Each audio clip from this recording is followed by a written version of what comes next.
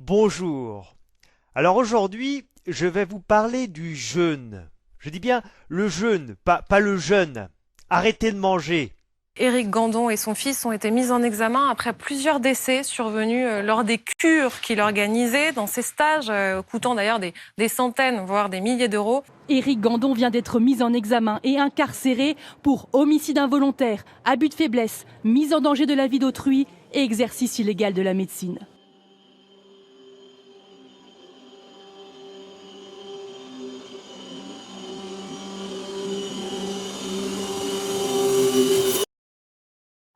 Le lieu est splendide. On a eu un soleil superbe. Le lieu est apaisant en plus. Mais moi j'ai besoin de serrer. Je suis un tout petit peu speed au cas où ça se verra pas. Ça nous met en plus dans un cadre magnifique. Mais vraiment le groupe était génial. Ah ici c'est paradisiaque. Le jeudi 12 août 2021, à Noyant-de-Touraine, une femme de 44 ans est retrouvée sans vie dans sa chambre alors qu'elle participait à un stage de jeûne hydrique, c'est-à-dire arrêter de s'alimenter en ne buvant que de l'eau pendant plusieurs jours. Une information judiciaire est ouverte pour homicide involontaire par le procureur de Tours. L'organisateur du stage est Éric Gandon. C'est un ancien directeur de la société suédoise Eurofleuriste, devenu naturopathe accompagnateur de jeunes depuis 2010, année où il fonde sa société de naturopathie, Éric Gandon SARL. Dans la foulée, il crée une chaîne YouTube, Jeûner pour sa santé, suivie par plus de 72 000 abonnés. Selon l'Obs, sa société a réalisé un chiffre d'affaires de près de 293 000 € en 2019. Vous êtes peut-être tenté de pratiquer le jeûne, une pratique d'ailleurs qui fait de plus en plus d'adeptes, mais attention, il convient de ne pas faire n'importe quoi et d'être guidé. Un stage a lieu précisément en ce moment en Loire-Atlantique. Fabienne Evin et Vincent Calcagny. Les échanges sont donc constants avec Éric, naturopathe et organisateur du stage. C'est comme ceux qui vont aller dans de l'eau très froide à un moment donné, ou voilà, c'est un stress qui va être bénéfique pour la santé. Tout dépend en fait de l'état psychique dans lequel on aborde le jeûne. Si on l'aborde dans la contrainte, oui, ça peut être violent. Mais si on est volontaire dans le jeûne, si on a le désir de faire ce travail, c'est bien accompagné par soi-même déjà, et ça va quoi. Dans un article du 24 août 2021 pour France Inter, la journaliste Delphine Evenou écrit « C'est la famille de la victime qui, ne la voyant pas arriver à une fête de famille, a contacté le centre pour prendre de ses nouvelles. » Deux stagiaires témoignent d'un accompagnement parcellaire. Selon eux, les participants doivent surveiller eux-mêmes leurs constantes. Ils racontent « Quand on ne venait pas parce qu'on n'était pas bien, la première semaine de jeûne est assez dure, aucun des organisateurs ne prenait de nos nouvelles. On est vraiment livrés à nous-mêmes. » Un mois après le drame, Alain Guichetot, intervenant en gestion des émotions au stage de Gandon, participe à une vidéo intitulée « Vous aimeriez jeûner, mais vous appréhendez ». De cette approche est liée à la relation et à l'émotion. En général, en stage de jeûne, moi je me rends compte déjà, dès le début, le comportement des gens. C'est-à-dire ils arrivent à la réception et puis ils sont dans l'angoisse, ils sont dans l'inquiétude. Est-ce que je vais avoir la bonne chambre? Est-ce que ça va être possible? Est-ce que voilà. Donc là, on se rend compte que la personne est dans une forme d'angoisse, de stress, et qu'elle a besoin d'aller chercher de la sécurité. Par la suite, Alain Guichetot avouera du bout des lèvres pour Charlie Hebdo « J'ai effectivement vu des stagiaires qui se sentaient seuls, rejetés ou abandonnés. » Un comportement préoccupant pour les malades les plus graves, un stagiaire témoigne. Il y avait une femme qui était gravement malade du foie. L'équipe lui disait de continuer à jeûner, mais elle était mal. Je l'ai vue figée par terre. J'ai fini par contacter sa famille pour qu'elle vienne la chercher. 4 mois après ce drame, Éric Gandon s'explique sur la chaîne Cancer Therapy de Guy Tenenbaum. Ce dernier n'est pas avare d'euphémismes. Bonjour les amis, vous connaissez mon voisin Éric Gandon qui a eu quelques petits soucis bien involontaires et dont il se serait bien passé. Alors, mon intervention, c'est pour répondre à toutes les interrogations justement que se posent nos abonnés. Est-ce que le jeune est coupable ou innocent? Et c'était inhabitué puisqu'on avait déjà eu cette relation ensemble, du moins ce suivi ensemble. Donc, elle avait pris quelque chose un peu à l'écart. Donc, c'était dans le pavillon, c'était un peu à l'écart.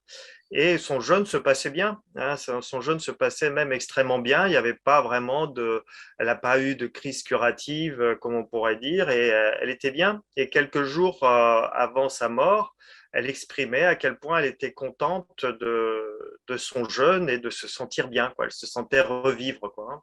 Combien de temps a duré le jeûne jusqu'à l'accident fatal? 22 jours. Hein. Je pense que c'est arrivé au 22e jour. C'était le jour de départ. Hein. C'était son jour de départ. Hein. Donc, tu as su qu'elle n'était pas partie?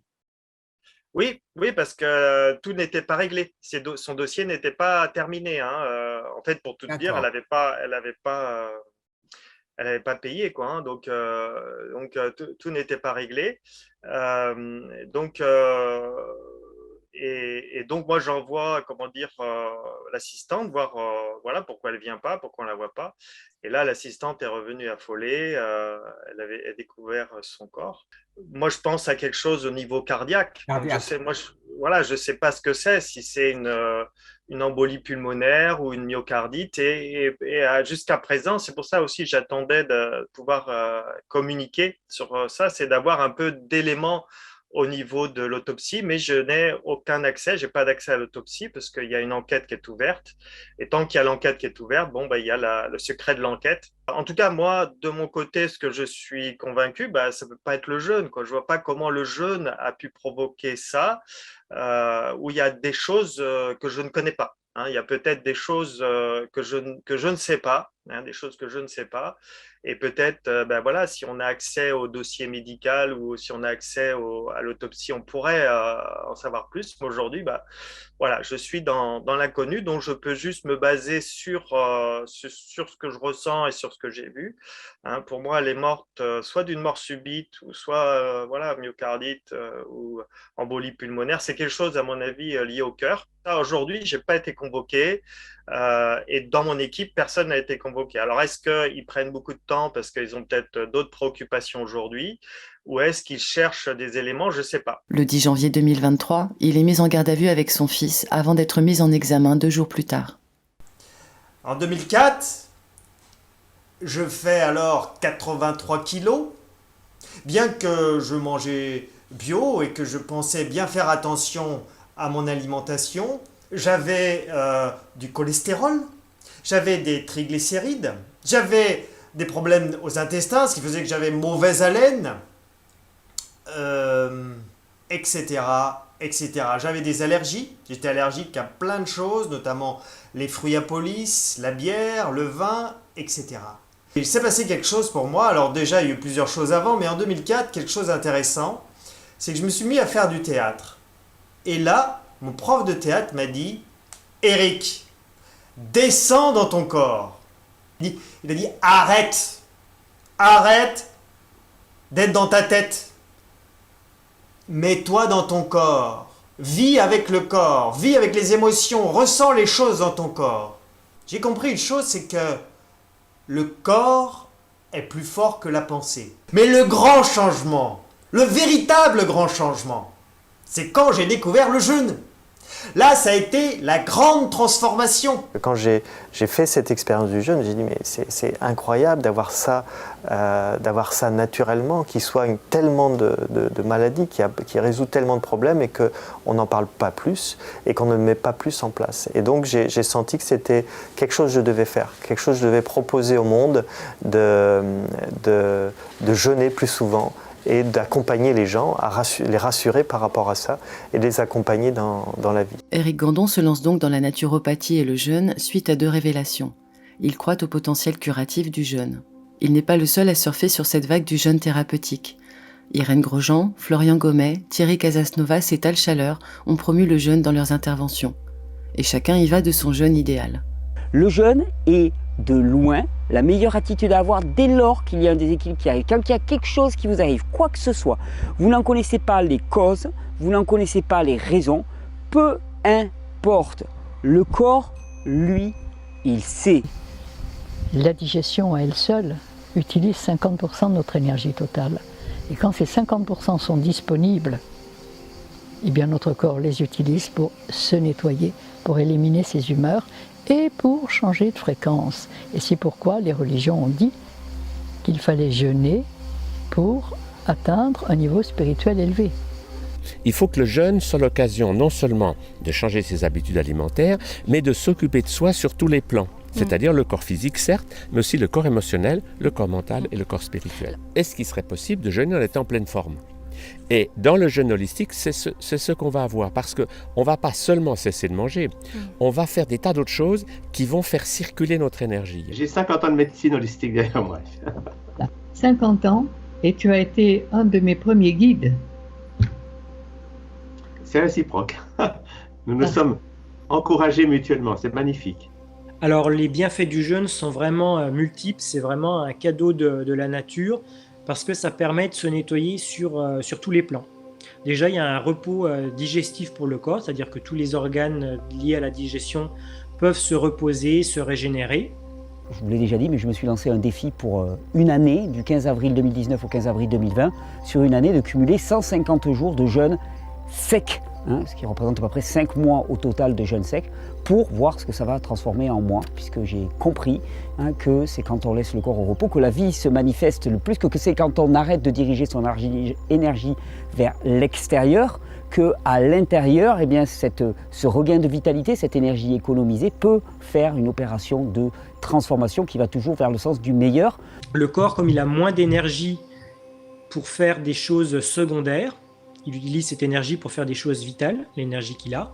Donc il y a tout un tas de pensées parasites, de schémas, d'habitudes mentales qui ne vont plus être alimentées par du sucre, par des aliments excitants et qui vont retomber. Ce qui fait que ça va être bien pour sortir par exemple d'un état de cogitation ou de rumination. Vous voulez stopper un processus inflammatoire qui commence à s'emballer ? Jeûne. Vous voulez voir disparaître une douleur qui vous handicape au niveau des disques vertébraux, au niveau du coude suite à une fracture, vous voulez voir une douleur interne disparaître, jeûne. Le jeûne thérapeutique, on n'a pas besoin de comprendre pourquoi ça se fait, comment ça se fait, il est juste actif. Aucun traitement n'a jamais guéri un patient.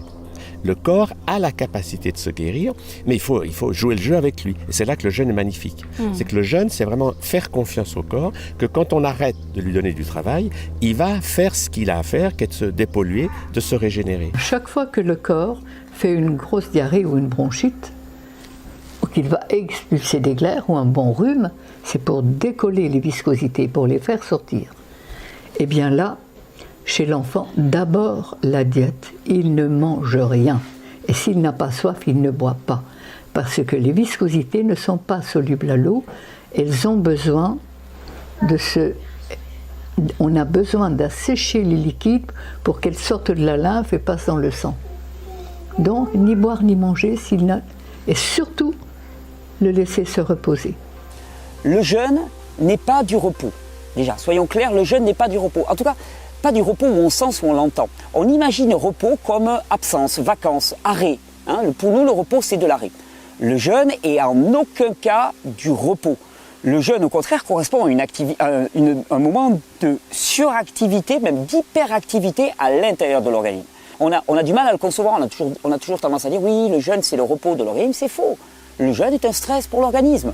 Un stress qui, suivi d'une phase de récupération, amène à des résultats extraordinaires dans l'organisme, comme je vous l'ai montré, mais c'est un stress pour l'organisme. Et trop de stress, c'est trop. On aurait tendance à en faire quelque chose de miraculeux. C'est pas miraculeux, il y a des règles, beaucoup de ressentis, beaucoup d'expériences à acquérir qui nous permettent de nous évaluer et de savoir où on en est. C'est un outil très puissant. Mais comme tous les outils très puissants, un outil très puissant, il demande aussi une certaine dextérité et il demande beaucoup à l'organisme. Trop, pas assez, ça relève du même excès et pour l'organisme, ça ne marche pas.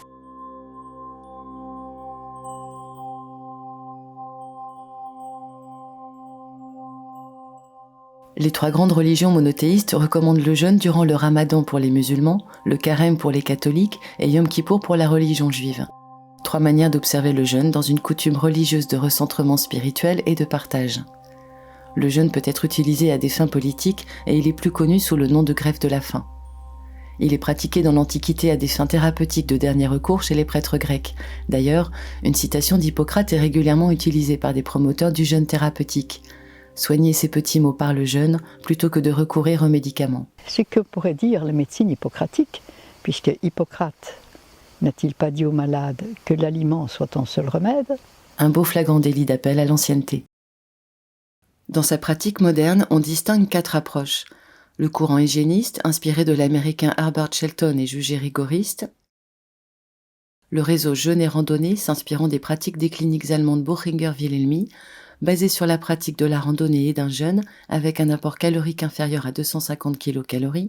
Le courant holistique, défendu par Christian Talchaler et le français Jean-Pierre Willem, revendiquant le jeûne comme une pratique ancestrale des peuples sans cancer. Le courant naturiste, initié par Pierre-Valentin Marchessault, créateur de la naturopathie en France, et s'inspirant des principes hygiénistes, mais incluant des purges, l'irrigation du côlon ou des massages. Tout en considérant que nos méthodes sont des méthodes douces et qu'elles ne permettent pas d'aller dans les cas d'urgence. Les grands délabrements, cancer, polio, ces histoires-là, ça ne nous appartient pas. Mais tout ce qui est petite maladie, petite sonnette d'alarme, petit fléchissement, ça relève de la naturopathie. Alors comment estimer la toxémie? La toxémie va s'estimer en fonction des symptômes cliniques, c'est-à-dire une personne qui est malade depuis très longtemps, c'est-à-dire qui a de l'asthme depuis 15 ans ou de l'allergie depuis très longtemps, ou des maladies graves comme des maladies auto-immunes depuis très longtemps. On comprend que cette personne est hyper intoxinée, surtout si elle a été médicalisée pendant de nombreuses années, elle est hyper intoxinée, donc cette personne devra jeûner longtemps. C'est-à-dire quand on a une maladie du type cancer, là il faut viser 25 jours, 30 jours ou plus. Ça dépend. Mais d'où vient cette idée selon laquelle jeûner plus longtemps guérirait des maladies les plus graves, y compris du cancer? Dans leur article « Jeûner en France, généalogie d'une pratique contestataire et contestée » publié en 2019, les auteurs Patrice Cohen, Laura Bellanchombre et François Féliu, du laboratoire des dynamiques sociales de l'Université de Rouen, notent l'influence considérable d'un documentaire diffusé sur Arte en 2011. Son titre, Le jeûne, une nouvelle thérapie, réalisé par Sylvie Gilman et Thierry de l'Estrade. Le film propose un panorama des études et thérapies russes et allemandes faites sur le jeûne. En Russie, le film présente le docteur Yuri Sergeyevitch Nikolaïev, créateur d'une pseudothérapie censée soigner les maladies mentales par le jeûne. Dans sa dernière partie, il s'intéresse particulièrement au biologiste Walter Longo. Lors de sa rediffusion en 2022, Alexander Samuel publie un thread en alertant Arte France. Il cite un article de Stat News publié en juin 2017 sur Walter Longo. Il croit maintenant qu'il a développé un régime qui peut augmenter la longévité en imitant l'effet du jeûne périodique. Il a donc conditionné des quantités précises de chips de choux frisés, de soupe de quinoa, de thé à l'hibiscus et d'autres concoctions personnalisées dans des boîtes qui coûtent $300. Une méthode appelée aussi Fast Mimicking Diet, FMD. En 2018, son ouvrage Le régime de longévité est traduit et publié aux éditions Actes Sud de Madame Nissen.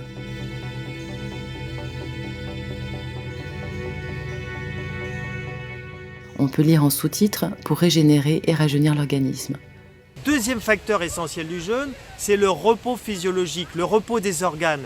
Le fait que, par exemple, l'estomac n'a plus besoin de digérer les aliments, n'a plus besoin de conduire les aliments, il va se reposer. Et l'estomac, lorsque l'on mange, il produit beaucoup d'acide gastrique. L'acide gastrique est extrêmement acide, un pH de 2,5.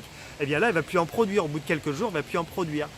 Et l'estomac n'aura plus besoin de fonctionner, va se reposer. Donc le fait de ce repos physiologique, eh bien l'estomac va pouvoir se réparer. Les intestins également vont se réparer. Beaucoup d'organes vont se réparer. Le cœur va pouvoir se réparer. Le foie également va pouvoir se réparer très bien grâce à ce repos physiologique. Régénérer, ça ne vous rappelle rien? Bonjour, c'est un plaisir de vous retrouver. En octobre 2019, c'est le New Neanders Medical qui débunk Walter Longo suite à son intervention à un TEDx en 2016. Walter Longo se trompe lors d'un TED Talk en 2016 lorsqu'il dit que les organes ont diminué de 50% puis ont repris leur taille normale.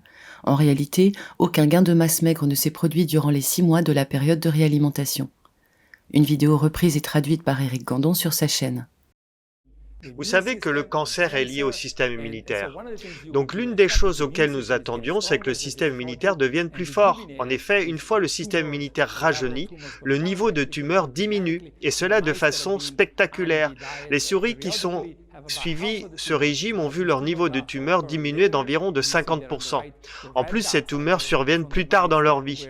Regardez ici à droite, les points rouges sont les souris qui suivaient le régime imitant le jeûne, et les points gris sont les souris qui suivaient le régime alimentaire normal. Elles ont donc beaucoup moins de tumeurs et cela arrive plus tard dans leur vie.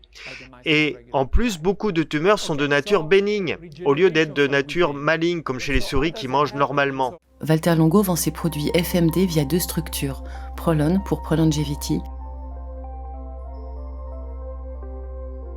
et L-Nutra.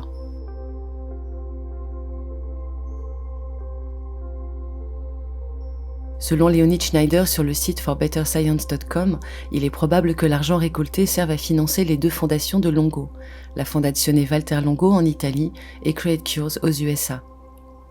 Le document d'essai clinique a expliqué concernant L-Nutra, 100% des capitaux propres de Longo seront attribués à la fondation à but non lucratif Create Cures. Pour commencer cette soirée, lors de ses stages, Éric Gandon projette le documentaire Le jeûne, une nouvelle thérapie à ses stagiaires, sans oublier de mentionner Valter Longo en guise de caution scientifique. C'est Valter Longo, c'est un Italien qui vit aux États-Unis, qui lui a démontré qu'en jeûnant, au bout du 3e jour de jeûne, nos cellules souches, nos cellules d'origine sont réactivées. C'est-à-dire on booste le système immunitaire et on régénère le corps. Et lui, il a démontré scientifiquement. Et qu'est-ce qu'il démontre scientifiquement par rapport au cancer? C'est qu'il explique, et vous le trouvez dans le film, que quand une cellule est cancéreuse, eh bien la cellule cancéreuse, c'est une cellule mutante qui ne peut pas s'adapter au jeûne. Donc avec le jeûne, la cellule cancéreuse, elle meurt, elle est détruite par le jeûne. Des stages dont les durées varient proportionnellement à leurs tarifs. En 2020, ils s'élèvent de 500 € pour un stage allégé à 1 100 € pour 4 semaines en groupe et jusqu'à 2 800 € pour 42 jours de jeûne. Régénérescence des organes, longévité, rajeunissement, le jeûne devient la nouvelle fontaine de jouvence. Une formule magique pour les uns ou vrai remède pour les autres. Ou plus simplement un business lucratif pour ceux qui les proposent?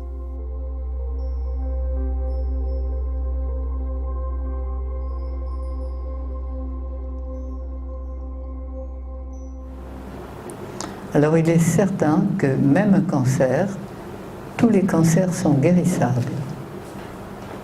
Toutes les malades ne le sont pas. Parce que pour pouvoir être guérissable, il faut y croire et il faut faire ce qu'il faut. Mais si on ne fait pas ce qu'il faut, on n'est pas guérissable. Mais si on fait ce qu'il faut, on l'est, tout simplement. Puis si on n'est pas allé trop loin aussi dans la médicalisation. Oui, ça dépend aussi de tout ce qu'il y a eu avant. Mais quelqu'un qui tient debout et qui va bien, et... Bon, alors, l'huile de ricin. En 2014, l'INSERM conclut dans son rapport d'évaluation sur l'efficacité de la pratique du jeûne comme pratique à visée préventive ou thérapeutique, jeûner induit des modifications métaboliques qui pourraient être utilisées à bon escient dans diverses situations pathologiques. Cependant, aucune donnée clinique reposant sur des essais méthodologiques rigoureux ne peut étayer aujourd'hui le bien fondé de cette piste, qui reste donc pour l'instant essentiellement théorique. 3 ans plus tard, c'est au tour du Réseau national alimentation cancer recherche, le NACRE, d'enfoncer le clou. Dans leur rapport d'expertise jeûne, régime restrictif et cancer, ils tirent une conclusion partielle sur le manque d'homogénéité des études expérimentales chez l'animal. Sur 10 études de 2012 à 2015, 6 observent une amélioration des traitements anticancéreux. A contrario, 2 autres datés de 2015 et 2016 ont noté l'absence d'amélioration. Les 2 dernières sont partagées entre une absence d'effet, voire une réduction de l'efficacité de la chimiothérapie.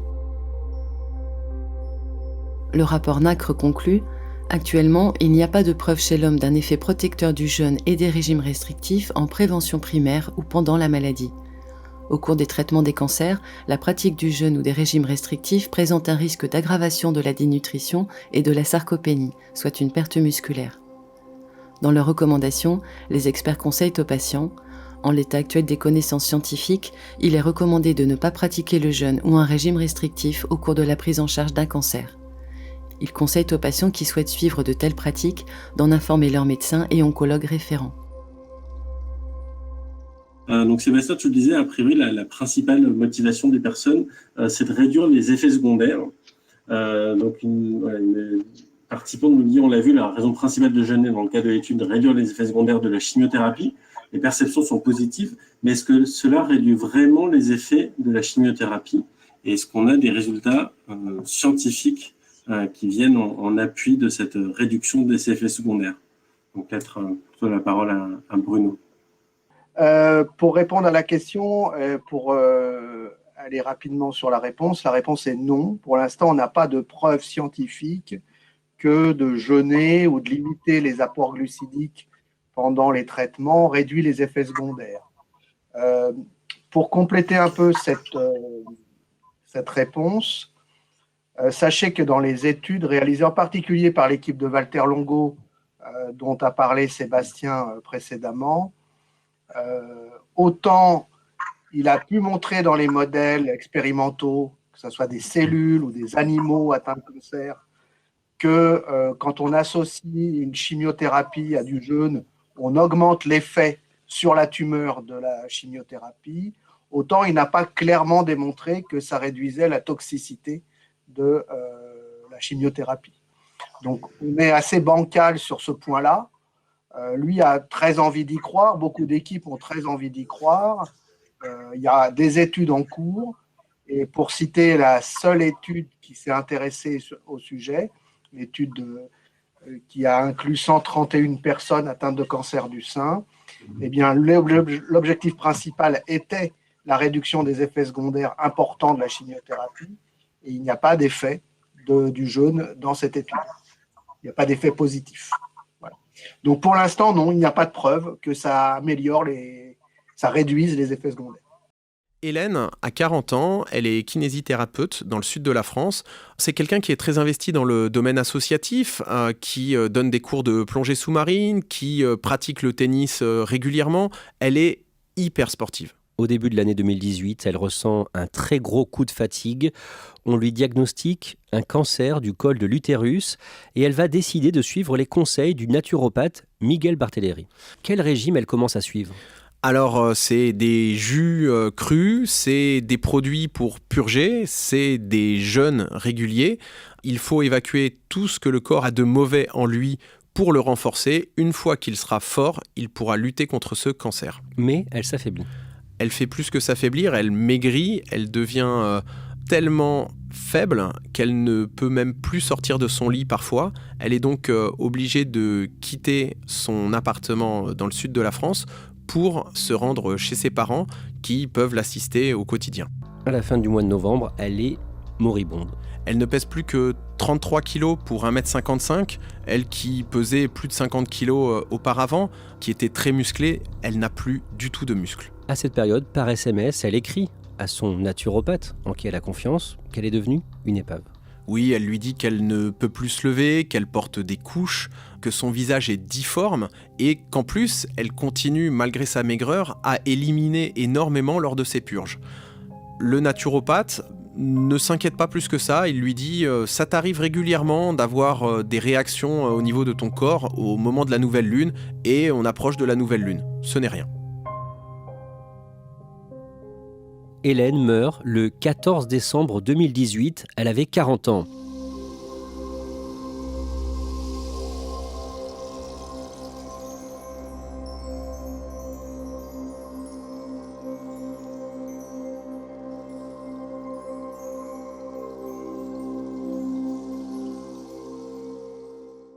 Je suis très heureux de travailler avec Éric Gandon, parce que je trouve que son enseignement est réellement efficace.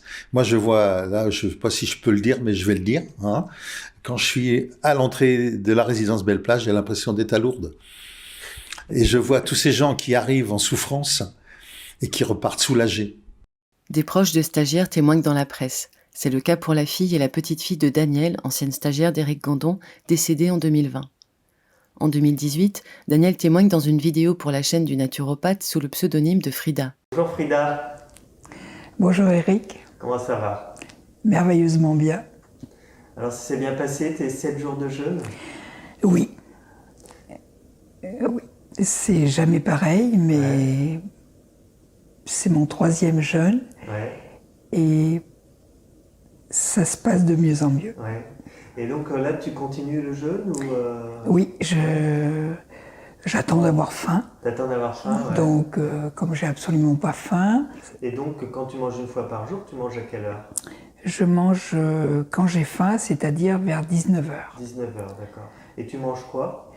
Et je mange la triade. D'accord, donc qu'est-ce que c'est que la triade? Alors, la triade, c'est une assiette avec protéines, féculents et crudités. D'accord, d'accord. Et aujourd'hui, bien sûr, tu n'es pas médicalisé. Ah non, non, parce que j'ai... Alors que je dirais que 80% des gens qui ont 75 ans sont médicalisés. Ah non, comment dire, malgré une vie assez mouvementée, je ne prends aucun médicament, je ne souffre d'aucune douleur, et voilà. Et malgré quand même une syphose dans le dos, de l'arthrose comme tout le monde, moi je ne souffre pas. Je ne souffre pas. 2 ans plus tard, elle décède d'un cancer du rein métastasé. Dans un article du Parisien publié le 18 janvier, la journaliste Elsa Marais recueille les paroles de sa famille. « Je ne peux pas dire qu'Éric Gandon l'a tué, car je n'en ai pas la preuve. Mais il a détruit sa santé, témoigne Julie, sa fille de 49 ans. À cause de lui, ma mère est tombée dans l'anorexie. Elle a continué à jeûner lorsqu'elle a eu sa tumeur et a fini par refuser les traitements. C'était affolant. » Après la découverte de son cancer en juillet 2020, Danielle décide de se lancer dans un nouveau jeûne. Elle meurt 3 mois plus tard. La police lance un appel à témoins dans le cadre de l'enquête sur les stages de jeûne hydrique d'Éric Gandon. Suite à l'information judiciaire ouverte par le procureur de Tours, 4 autres victimes sont identifiées, dont 2 décédées.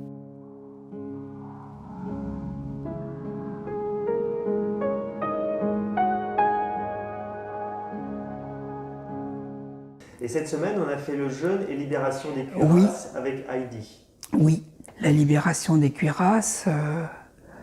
Je crois que ça a libéré ce que Amandine appelle des nœuds. Des nœuds, ouais. Tu vois, des nœuds, je me suis découvert des nœuds, des mémoires dans mes cellules. Mais quelle est donc cette libération des cuirasses dont parlait Danielle dans cette vidéo? Heidi Grenier. Effectivement, j'ai rencontré Eric dans le cadre d'une séance découverte en méthode de libération des cuirasses. Et donc, il m'a proposé cette grande aventure de pouvoir proposer cette méthode auprès de jeûneurs. Alors, la méthode de libération des cuirasses, communément appelée la MLC, est une méthode psychocorporelle qui invite la personne à rencontrer son corps. Donc, par le mouvement. Ça amène une libération, on va dire, des tensions musculaires, une libération des tissus conjonctifs qu'on appelle les fascias.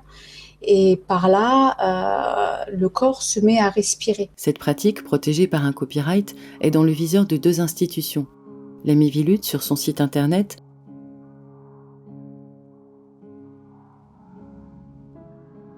et le Conseil de l'Ordre des masseurs kinésithérapeutes dans un tableau sur les techniques illusoires publié en 2022.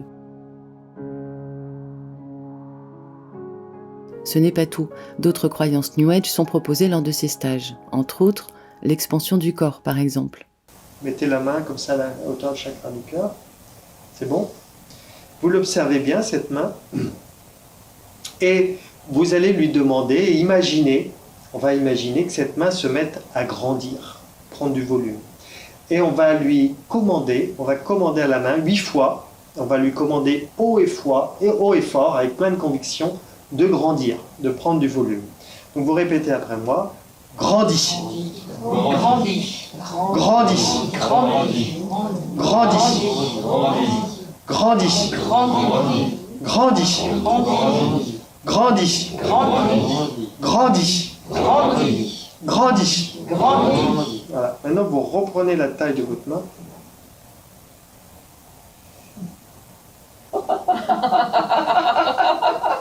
Donc, voilà. Ça marche pas?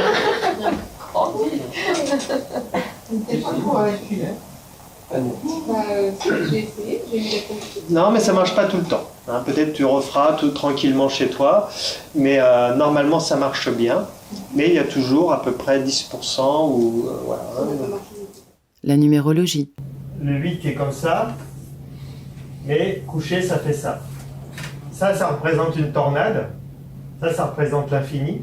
Le 8 a cette capacité d'aller dans le détail et de prendre de la hauteur de vue. C'est-à-dire il a cette capacité de voir les choses dans le détail, mais aussi de faire des synthèses, de prendre de la hauteur de vue. La parole du 8 est créative. C'est-à-dire la parole, ce que dit le 8 se met en place. Donc le 8 doit faire très attention à ce qu'il dit. S'il dit j'ai horreur des riches, il va devenir très pauvre. Parce que sa parole, voilà, sa parole. Et alors donc, s'il comprend ça, il commence à dire ce qu'il veut, il va voir que ce qu'il veut se met en place parce qu'il l'a dit. Le 8 a une capacité de manipulation. Très attention si vous êtes entouré de 8 qui sont mal intentionnés. Parce que le 8 peut vous manipuler. Mais il peut aussi se transformer, aider les autres à se transformer. Donc il peut être aussi thérapeute. On va les retrouver de chirurgien ou thérapeute pour aider les gens à se transformer. Le 8, s'il est thérapeute, ne pourra pas faire de l'individuel. Parce que l'individuel va le fatiguer ou alors il va être trop fatigant pour les autres. Il faut qu'il fasse du groupe, c'est ça qui va le nourrir. Le Tao avec l'œuf de jade ou Yoni, dont la pratique est sujette à caution. Ce sont des automassages que tu enseignes que les gens se font eux-mêmes ensuite, c'est ça? Oui, c'est ça. Ouais. Voilà, c'est de l'automassage, ouais. Des gestes aussi comme le qigong, enfin les mouvements internes, hein, la méditation. Ouais. Hein, des fois, voilà, et des fois juste travailler avec l'énergie à distance sans forcément toucher. Différentes possibilités. Il y a le fameux aussi œuf de jade, c'est ça? Oui, donc il y a aussi une façon de s'auto-masser de l'intérieur. Pour les femmes? Pour les femmes, voilà. Donc c'est vraiment une pratique ancestrale en fait qui a été développée depuis des milliers d'années par des femmes pour augmenter leur énergie vitale et vraiment, on va dire, faire tout un travail de nettoyage, de détoxination. Hein, pour revitaliser le centre de notre énergie la plus créatrice, la plus guérisseuse en fait, qui est au niveau de nos organes qui sont capables de créer la vie. Voilà, on peut faire une petite pratique peut-être. Ah oui, si tu veux, tant qu'à faire. Donc on se frotte les mains comme ça? Bah oui, hein, on va commencer par frotter les mains parce que déjà frotter les mains ça met en mouvement déjà. Ça apporte le chi, hein, c'est l'énergie, voilà, ça va appeler le chi, ça va dire ok, voilà. Hein, et donc si on pose maintenant qu'on a de l'énergie dans les mains, on va poser nos mains là où on aura besoin, peut-être sur son corps, tu vois, genre sur les poumons ou autour des seins, hein, pour les femmes ou même pour les hommes. Dans l'estomac, pour les problèmes d'estomac. Dans le ventre. Moi, ça me fait travailler l'estomac tout de suite. Tout de suite, ça aide à la digestion. Quelqu'un qui découvre ça, il va dire, mais est-ce que c'est prouvé scientifiquement? Pour des preuves, oui. Enfin, en tout cas, Maître Chia, il a fait beaucoup de tests c'est ce en que je voulais laboratoire. dire. C'est-à-dire, aujourd'hui, quand on parle de ça, derrière tout ça, il y a beaucoup d'éléments scientifiquement démontrés. Sur les études, aucune source, aucun lien cité dans la description de cette vidéo. Dommage, on aurait pu les consulter et vérifier. Des stages de mandala avec des références au psychanalyste Carl Gustav Jung. Et Amandine, qui a beaucoup fait de mandala, va pouvoir nous accompagner pendant cette semaine de jeûne et mandala. Et là, elle va nous présenter qu'est-ce que c'est que le mandala en fait. Donc le mandala, c'est un outil de recentrage. On va utiliser plein de couleurs, et puis on va avoir des ressentis, mais ça va être des ressentis intuitifs, c'est juste des ressentis. Donc on va être dans la partie droite du cerveau. À la fin du mandala, on va passer dans la partie gauche, donc la partie logique. Si tu veux, ça va nous passer du droit au gauche. Et là, le fait d'avoir un langage, d'exprimer ces mots à voix haute, eh bien, il va y avoir des prises de conscience. C'est vraiment puissant, quoi. Super. Et alors, dis-moi, est-ce que c'est quelque chose de prouvé ou alors c'est quelque chose un petit peu olé olé? C'est quoi ça, le mandala? Est-ce qu'il y a vraiment des gens sérieux qui se sont intéressés à ça? Sérieux, j'ai envie de dire, alors il y a Carl Gustav Jung, il a fait son premier mandala en 1916. Donc le fameux psychothérapeute, c'est ça? Ou celui qui a inventé la relation à soi ou le soi, c'est lui? Le soi, c'est à travers les mandalas. Donc si Carl Gustav Jung faisait des mandalas et s'il recommande, c'est que ça doit vraiment être bien. Et ce n'est pas tout, on parle aussi mémoire de l'eau et biodynamie. C'est que l'eau en fait, elle capte l'information. C'est ce que tu dis, tu as l'air bien au courant, avec la dynamisation, c'est ce que tu parles avec la fleur de vie. Il y a plusieurs chercheurs, dont en France, on a Marcel Violet, on a Jacques Benveniste. Aujourd'hui, on a c'est Luc Montagnier, c'est Luc qui s'appelle Montagnier ou... Oui. Luc Montagnier. Luc Montagnier qui a quand même un prix Nobel pour avoir découvert le virus du sida. Le bruit a couru que c'était d'une origine humaine finalement, et ça a été ensuite réfuté par la plupart des autorités scientifiques quand même. Il y a quand même une volonté d'étouffement, si vous voulez. Les travaux, nous ne sommes pas les premiers. Un groupe de chercheurs indiens, très renommés, avait publié la même chose. On les aura forcés à rétracter. Pas du tout. Le papier a été rétracté par les auteurs de l'étude parce que dans ce site, il y a un dialogue qui s'instaure avec la communauté scientifique et il y a eu un avis majoritaire qui a montré justement que c'était complètement dû au hasard et que les séquences étaient trop petites pour suggérer une origine ou un mélange entre le VIH et le coronavirus. C'est testé aussi dans les fermes, hein, les gens qui font de la biodynamie. Les gens qui font de la biodynamie, ils vont dynamiser leur eau d'arrosage, dynamiser les graines, et vont s'apercevoir que les graines, donc ils ne s'en aperçoivent pas, ils le savent, que les plantes poussent mieux, elles sont moins malades, elles sont plus robustes, voilà, en dynamisant, en informant l'eau. Ce mélange des gens n'est pas exclusif, on peut le retrouver chez d'autres. Toutes les techniques de santé, que ce soit le jeûne ou n'importe quelle forme d'alimentation pranique ou autre, tout ne résout pas tous les problèmes, parce que nous devons aussi apprendre à nous occuper des personnages qui sont en nous. Ce qu'on appelle, nous, les SPPA ou sous-personnalités psychoactives, c'est que si j'ai dans ma cave des tas de personnages que j'empêche de vivre, même si je fais les plus longs jeûnes, les choses les plus magnifiques, il y a des bouts qui vont manquer. Mais ce que j'ai vu, moi, dans mon travail, c'est que souvent, ça remonte bien plus loin que les générations. Ça peut remonter à d'autres époques de l'humanité. Et l'important, c'est de comprendre que le temps, en fait, n'existe pas au niveau de notre inconscient. Que le traumatisme soit d'hier ou d'il y a 5000 ans, c'est la même chose. Ce qu'il faut, c'est les outils pour libérer ces émotions.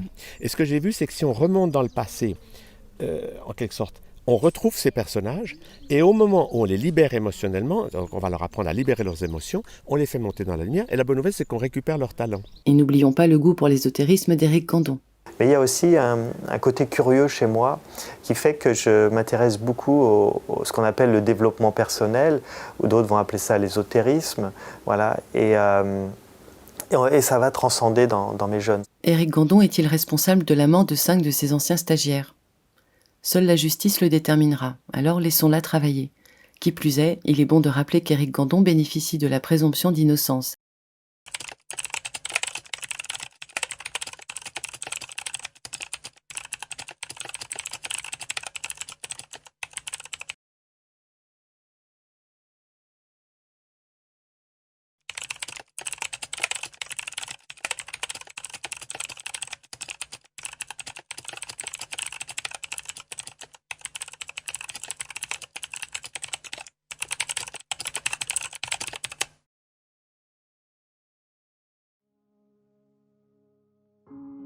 Une cure de jeûne peut-elle être dangereuse ?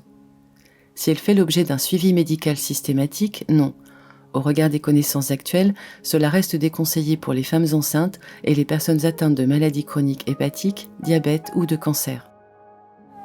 Est-ce que tu penses que par exemple pendant une grossesse, si vraiment il y a trop de nausées, on peut se permettre de faire un jeûne ou une purge ou quelque chose ? Exactement, absolument. Il n'y a aucun danger ni pour la femme, d'accord. Il y a tout intérêt.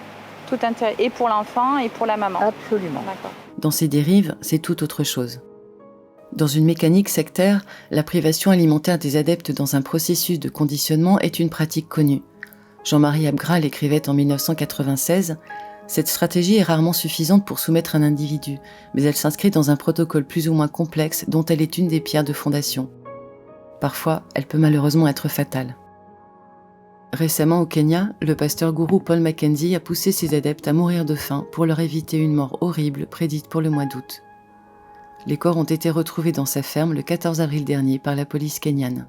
Le 23 avril, elle dénombrait 47 cadavres. Déjà inculpé 4 fois, cet ancien chauffeur de taxi avait fondé une église fantoche en 2003 et avait incité des adolescents à abandonner leurs études, jugées contraires à ses préceptes.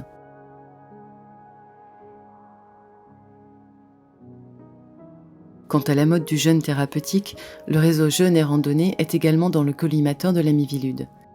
Sollicité par Charlie Hebdo sur d'éventuelles dérives au sein de la FFJR, Fédération Française de Jeûne et Randonnée, la Miviludes fait état de 17 saisines, dont 2 l'année dernière mettant en avant de possibles liens avec la complosphère.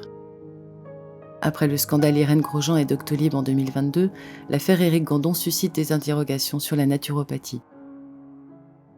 Cette vidéo n'a pas la prétention de répondre à toutes les questions. Cependant, à l'image du yoga ou de la méditation, le jeûne peut être la porte ouverte à toute forme de dérive. Alors vigilance et prudence ne sont pas superflues.